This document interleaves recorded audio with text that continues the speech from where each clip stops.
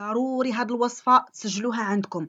أقوى وصفة اللي كترفع علينا من المناعة ديالنا، وصفة كتقضي على الكحة، على السعال الحاد، على التعفنات ديال الصدر بالنسبة للناس اللي مخنقين بزاف، كتقضي على داك البلغم اللي كيكون في الصدر.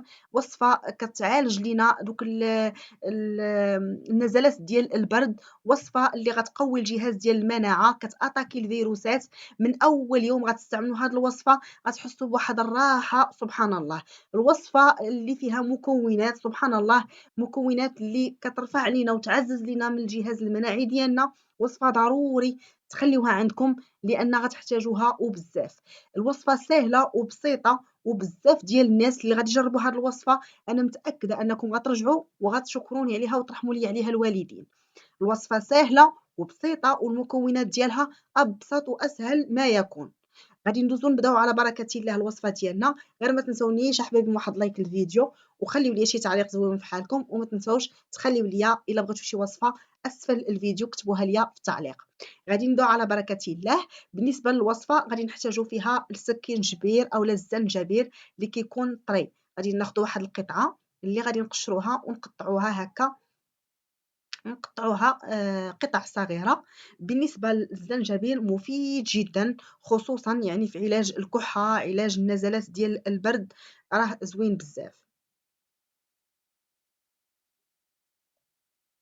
هنا كما كتشوفوا معايا غادي نقطعوا هذيك الكميه. فالزنجبيل اللي خصكم تعرفوا هو انه فيه نسب عاليه ديال المضادات ديال الاكسده اللي كتنظف لينا هي مضاده للالتهابات، وكينظف لينا الصدر، يخفف لينا داك التهيج اللي كيكون عندنا في الحنجره. صراحه عن تجربه يعني كنستعملوه بزاف خصوصا في هذا الفصل هذا ديال البرد، راه زوين كيهدئ الحلق، مضاد للبكتيريا اللي كتكون في الحلق، البكتيريا اللي كتكون عندنا في الحلق ديالنا ملي كيضربنا البرد.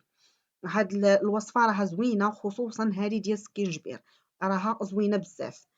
هنا غادي نضيفوا الثومه كيف ما شفتوا معايا، واحد 4 الفصوص ديال الثومه، وغادي نزيدوا البصله.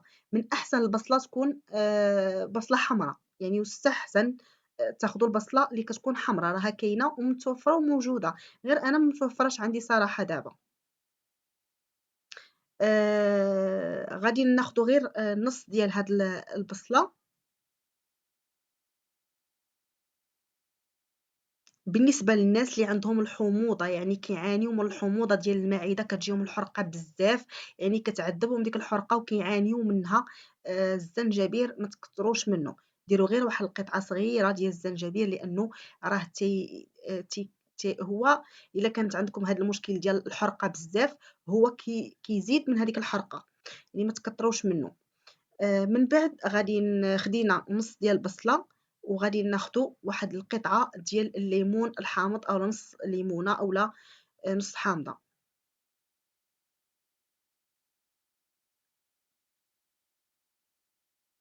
هادو كلهم مكونات اللي صراحة زوينين. هاد المشروب راه كنستعملو صراحة ملي بديت كنستعملو ضربني البرد والله العظيم إلا كنحس بواحد الراحة، وحتى داك الكحة يعني دغيا زالت مني الحمد لله. الوصفة هادي أنا من بعد ما كنجرب شي وصفة وكتعطيني شي نتيجة راه كنشاركها معاكم، يعني مباشرة كنشاركها معاكم.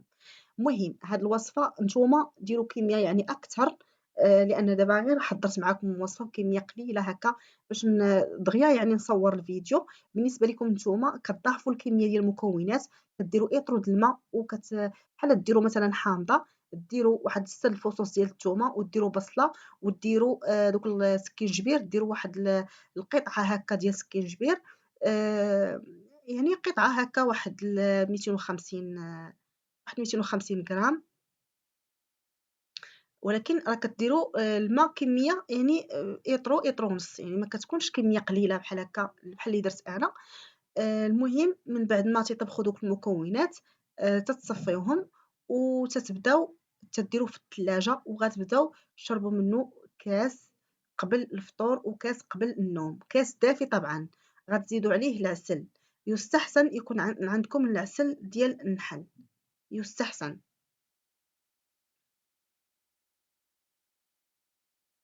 هاد الوصفة راه إلا كان الحلق ديالكم مجروح أولا الحلق ديالكم تيحرقكم بزاف، عندكم داك الآلام في الحلق، هاد المشروب هذا راه زوين، راه تيعالج هاد المشاكل هادو ديال الحلق.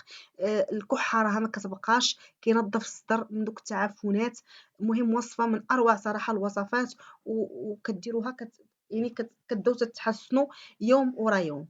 راه في مدة 3 أيام راها واخا ما تشربوا لا دوا لا والو، راه هذا هو الدوا، هذا هو العلاج اللي طبيعي وفيه بزاف ديال الفوائد. كتخلطوا ديك المعلقة صغيرة ديال العسل، كتخلطوها مزيان مع هاد الوصفة.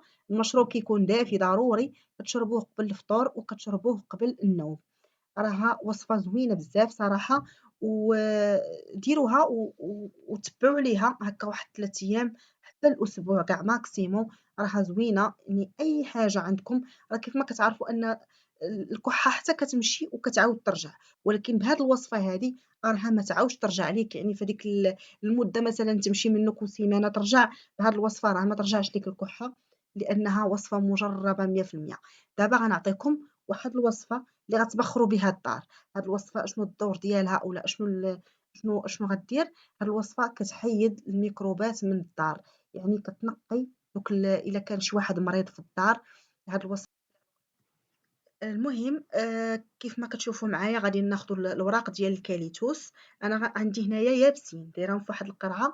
المهم نتوما كتاخدو واحد هكا واحد الكمية هكا، واحد عرش هكا يكون حداكم الكاليتوس، تاخدو منو هكا عريشات ديروهم فواحد الإناء أولا كاسرونة، تزيدو عليهم فليو وتزيدو عليهم القرنفل. هادو هما المكونات 3 وساهلين، وغادي ديروهم في الدار، يعني داك البخار ديالهم غادي ينقي دوك الفيروسات من الدار. إلا عندكم شي واحد مريض، المهم كتهويو الدار، الدار كتنقى كتولي فيها واحد الريحة زوينة.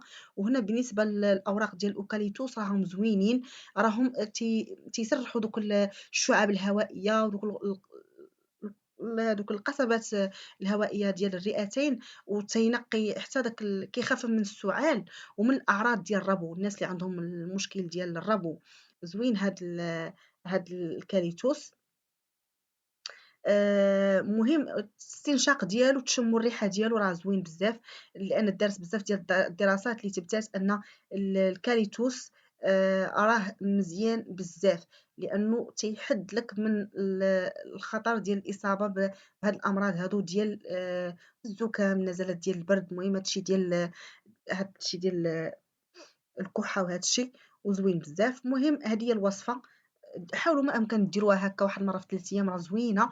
وحاجة مهمة هو أنكم دائمًا تحلوا السراجم، دائمًا تهويو الدار باش يدخل واحد الهوا جديد، وديك الميكروبات كلها تحيد، وديك الفيروسات راه كتمشي مع داك الهوا. لهنا نكون وصلت نهاية الفيديو، في أمان الله.